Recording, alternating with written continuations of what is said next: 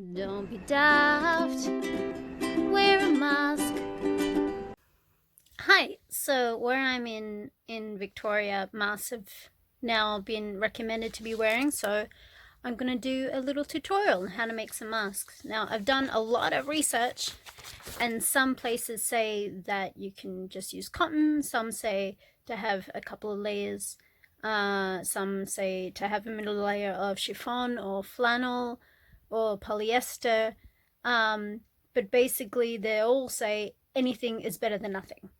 So I'll try to make mine as safe as possible, multiple layers, but the thing is they want it to be breathable, and if you can't breathe, there's no point. So let's get started. So these are the two styles I'll be making. I'll put a link in the description where I got these instructions. So I'll start off with this design. First you cut the pieces. We get a lining fabric, 2 of those, and also the outside and inside. The patterns say it only use 1 layer, but all the research say that, the more the merrier. And you cut out the paper with normal paper scissors, not craft scissors. So we'll have some of the black on the outside and on the inside that touches your face, like that.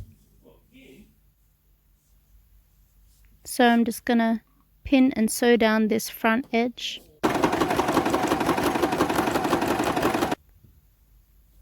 And you cut it very close, push it to the side, and then we're gonna top stitch right next to that seam just to keep everything nice.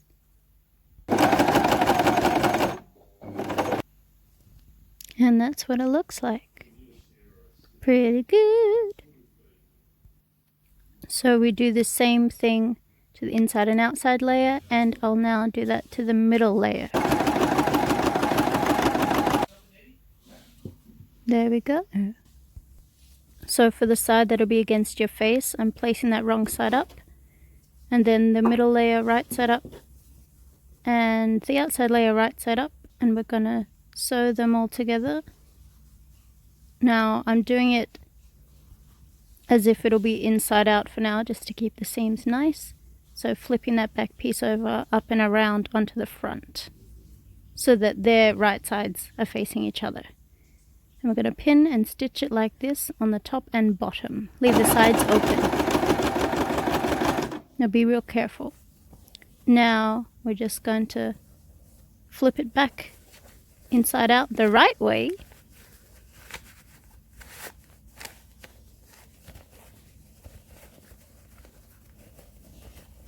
It can be a bit fiddly.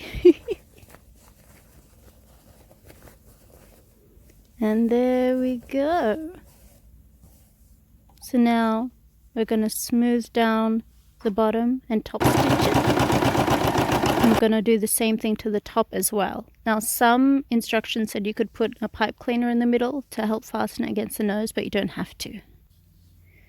So now we're just going to fold over the edges to leave a little gap for our ear straps. So we're just going to sew them down. Please ignore my terrible nail polish. I didn't get to remove it. Now we just pull through the elastic like that. Now you can use a longer piece of elastic if you want to get around the head. And we're going to sew the little piece together. You can use a knot, but this is just nicer. Now I pull it through to hide that little gap, and there you go. Done! Feel like Bucky Barnes. Now this is the second design, the surgical mask design. I'm going to use some cotton. It says to use some cotton. You can use a polyester mix, a waterproof layer. So we have a cotton on the inside, on the outside, and satin on the inside, which I read can apparently zap or contain the virus or something. So we've got 3 layers together, and we're going to sew the top and the bottom, just like the other design, and fold it over and sew it a little bit neater as well. Then we'll create the pleats and sew down the edges. So these are the sides that will get on the cheeks. Now I'm just sewing in a little bit, about 1 inch inside, just to help hold the pleats. You don't have to do this, but I wanted to. So it's only a little bit.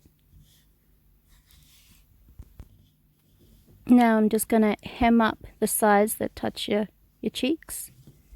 And I'm folding those over to make, again, another loop for the elastic. I don't know if you noticed, but these designs, they can gape out at the cheeks. So, where's my dog?